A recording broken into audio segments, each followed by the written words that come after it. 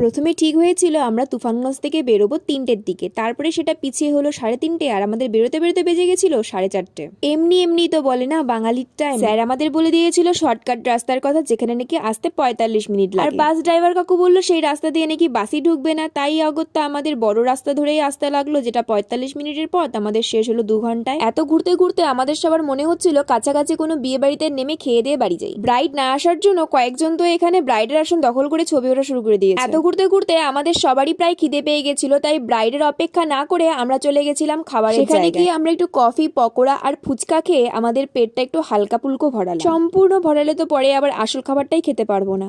আমাদের খাওয়া শেষ না হতেই স্যার আর ম্যাম চলে এসেছিলেন, তাই টপার টপ গিলে আমরাও চলে আসলাম ওনাদের গিফট দেওয়ার জন্য। এদিকে এই জুনিয়র ভাই বোনদের গিফটটা আমার খুব ভালো লেগেছে। ওরা বিয়ের কার্ডটাকে বাধাই করে দিয়েছিল আর সঙ্গে একটা ফটো ফ্রেম তো ছিলই। আর তোমাদের কাছে আজ এ পর্যন্তই বিদায় নিচ্ছি, টাটা।